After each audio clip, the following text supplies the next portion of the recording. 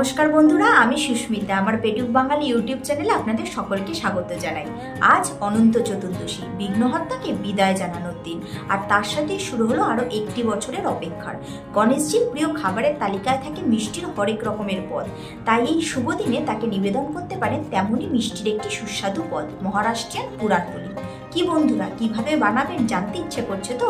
তাই তো আমি আপনাদের কাছে চলে এসেছি সহজ পদ্ধতিতে পুরাণপুলি বানানোর রেসিপি নিয়ে। তাহলে চলুন চটপট জেনে নিন আজকের রেসিপিটি।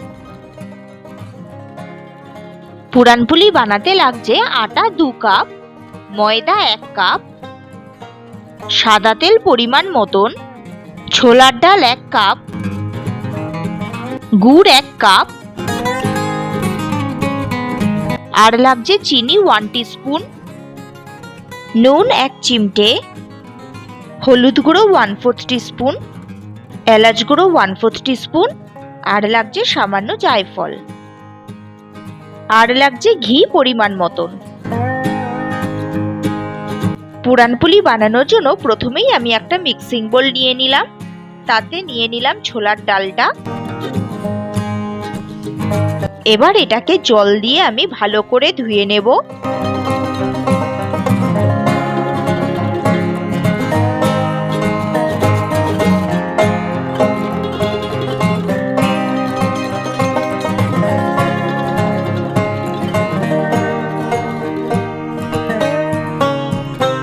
আমি ডালটাকে 2-3 বার জল পাল্টে পাল্টে ধুয়ে নিয়েছি।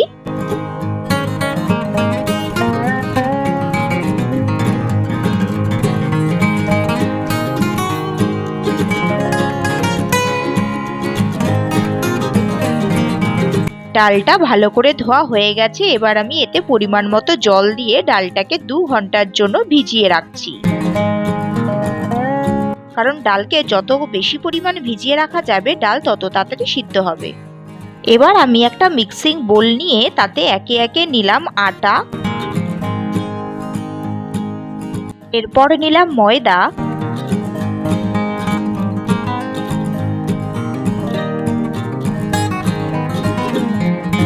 দিচ্ছি 1 চিমটি মতন নুন, আর দিচ্ছি হলুদ গুঁড়ো 1/4 টিস্পুন, দিচ্ছি চিনি 1 টিস্পুন।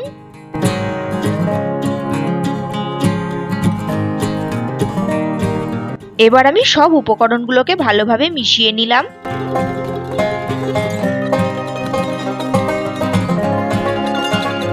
এখন এতে দিচ্ছি সাদা তেল 3 টেবিল স্পুন।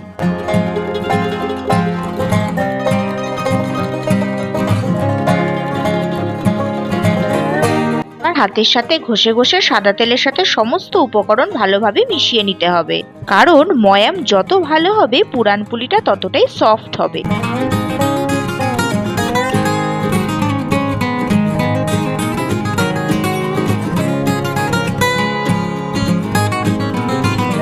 এবার আমি এতে অল্প অল্প করে দিতে থাকবো গরম জল আর মাখতে থাকবো।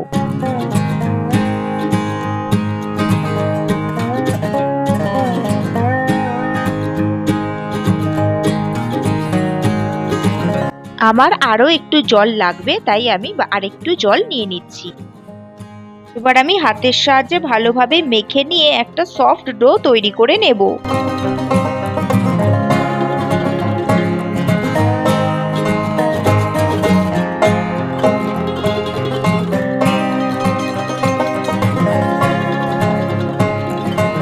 বন্ধুরা, পুরাণপুলি বানানোর জন্য ডোটাকে একটু সফট হতে হবে।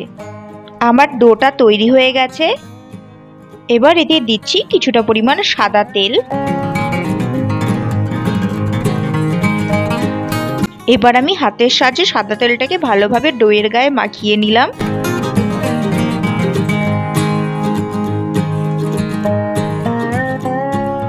এবার একটা সাদা কাপড় দিয়ে মুড়িয়ে ডোটাকে আধ ঘন্টার জন্য রেস্টে রেখে দিলাম। চলে আসি নেক্সট স্টেপে। 2 ঘন্টা আগে আমি যে ডালটাকে ভিজিয়ে রেখেছিলাম সেটাকে আমি এবার ছাঁকনির সাহায্যে ছেঁকে নিলাম।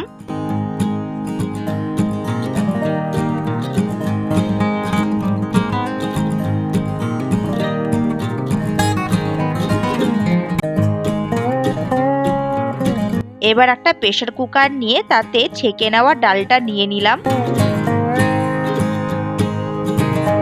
এবার আমি যে বাটি মেপে ডালটা নিয়েছিলাম সেই বাটি মেপেই 4 কাপ জল এতে দিয়ে দিলাম।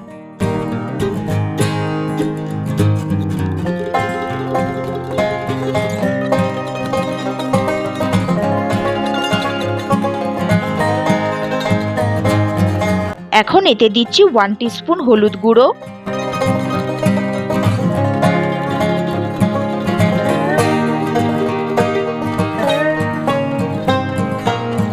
আর দিচ্ছি 1 টিস্পুন নুন। এবার গ্যাস জ্বালিয়ে নিয়ে আমি প্রেসার কুকারটা বসিয়ে দিলাম। এবার হাতার সাহায্যে ডালটাকে নুন ও হলুদের সাথে ভালোভাবে মিশিয়ে নিলাম। এবার দিয়ে দিচ্ছি 1 টেবিল স্পুন মতন সাদা তেল। তেল দিয়ে আমি এবার প্রেসার কুকারটাকে বন্ধ করে দিলাম। আমি যেহেতু ডালটাকে 2 ঘন্টা ভিজিয়ে রেখেছিলাম তাই 4টি সিটিতেই ডালটা সেদ্ধ হয়ে গেছে। এবার প্রেসার কুকারের ঢাকনাটা খুলে ডালটা প্রপারলি সেদ্ধ হয়েছে কিনা একবার চেক করে নেব। দেখুন ডালটা খুব সুন্দরভাবে সেদ্ধ হয়ে গেছে।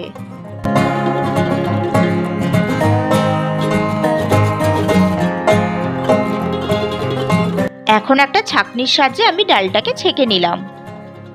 এবার পুরান রান্না করার জন্য আমি গ্যাস জ্বালিয়ে একটা কড়াই বসিয়ে নিলাম। এতে দিলাম 2 টেবিল স্পুন মতন ঘি।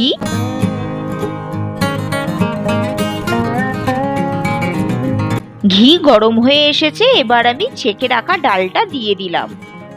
ডালটাকে এখন ভালোভাবে নেড়েচেড়ে নিয়ে ডালের ভেতরকার জলটা শুকিয়ে নিতে হবে। কন্টিনিউয়াসলি নাড়তে নাড়তে ডালের একটা মিহি পেস্ট হয়ে গেছে।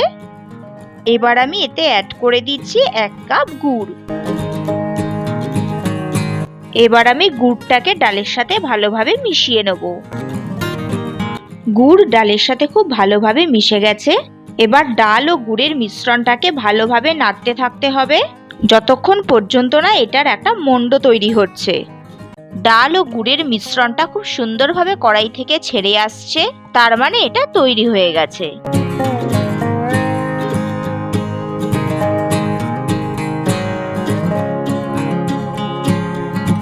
পুরান বানানোর জন্য ডাল ও গুড়ের পুরটা খুব সুন্দরভাবে তৈরি হয়ে গেছে। এবার আমি এটাকে একটা প্লেটে তুলে নিচ্ছি।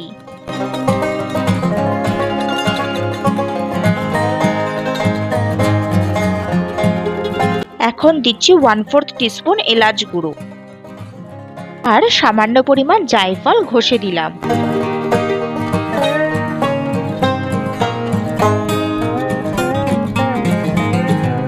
আর দিলাম ঘি 1 টিস্পুন।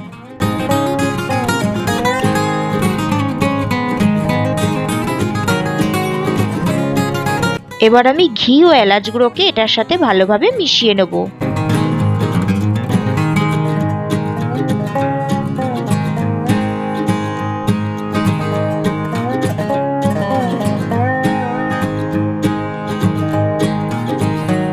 এখন আমি হাতে কিছুটা পরিমাণ ঘি মাখিয়ে নিলাম।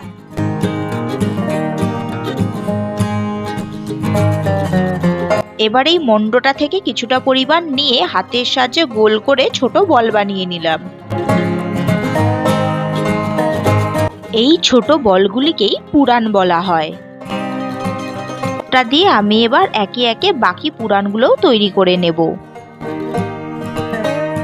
ফিরে আসছি সবকটা পুরান তৈরি করে নিয়ে। এই ডালের মণ্ডটা থেকে মোট 12টা পুরান তৈরি হয়েছে। 8 ঘন্টা হয়ে গেছে, আটা ময়দার ডোটা ভালোভাবে সেট হয়ে গেছে। এবার আমি ঢাকনা খুলে ডোটাকে আরো একবার ভালোভাবে মথে নেব। দেখুন ডোটা কি সুন্দরভাবে সফট হয়ে গেছে।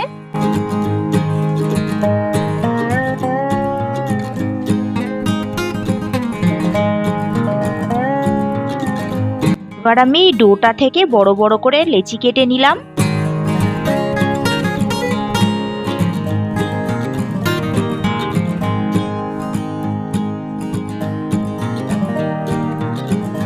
এই ডোটা থেকে মোট 8টা লেচি হয়েছে।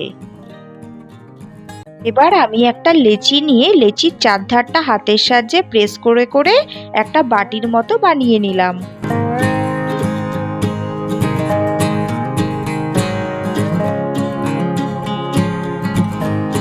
এবার কচুরিতে যেরকমভাবে পুর ভরা হয় তেমনি এর মধ্যেও একটা করে পুরান ভরে দিয়ে এর মুখটাকে সিল করে দেবো।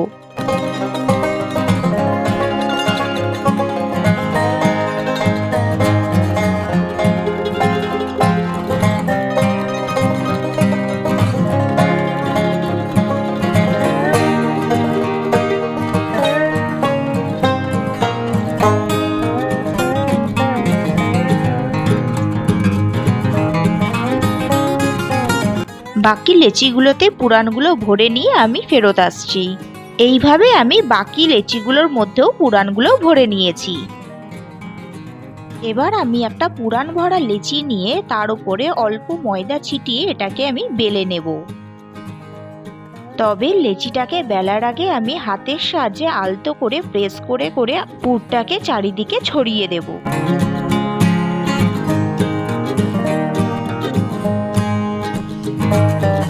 এবার আমি লেচিটাকে বেলনের সাহায্যে আস্তে আস্তে বেলে নিচ্ছি। বন্ধুরা, কখনোই জোরে প্রেস করে বেলবেন না, তাহলে ভেতরের পুরটা বেরিয়ে যেতে পারে।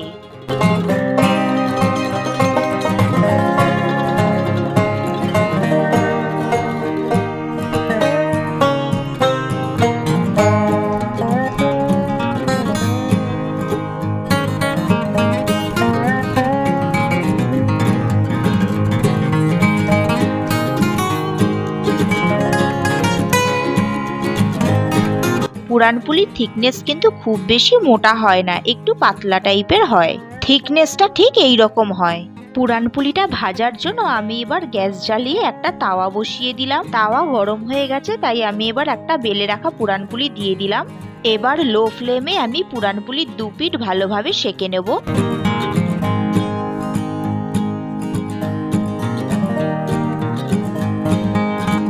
দু পিঠ আমার ভালোভাবে সেঁকা হয়ে গেছে। এবার আমি অল্প তেল দিয়ে পুরানপুলিটাকে ভেজে নেব। আমি পুরানপুলিটাকে সাদা তেল দিয়েই ভেজেছি, তবে আপনারা চাইলে ঘিয়েও এটাকে ভাজতে পারেন।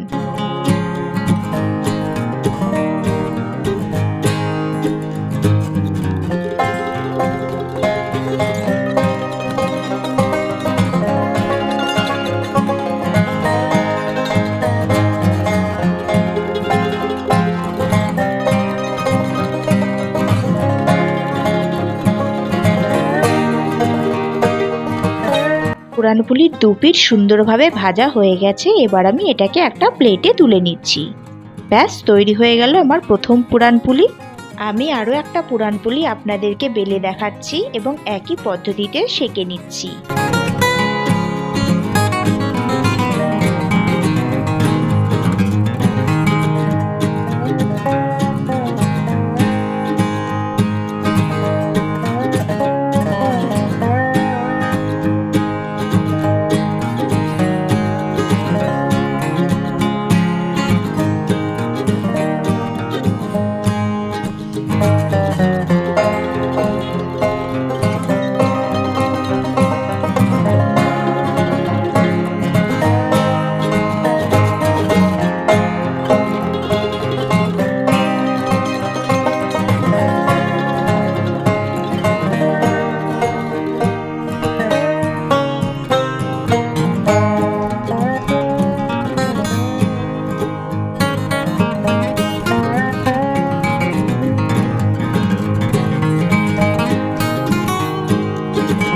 দেখুন পুরানপুলিটা কি সুন্দরভাবে ফুলকো লুচির মতো ফুলে উঠেছে।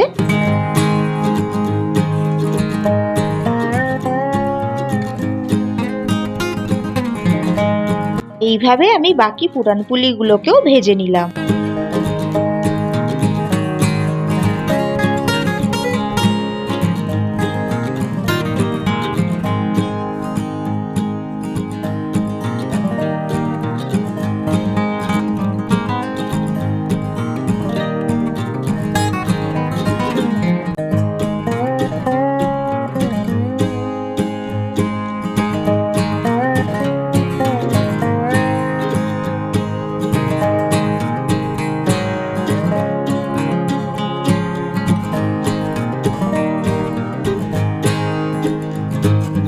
নরম গরম ফুলকো ফুলকো পুরানপুলিগুলো সব তৈরি হয়ে গেল।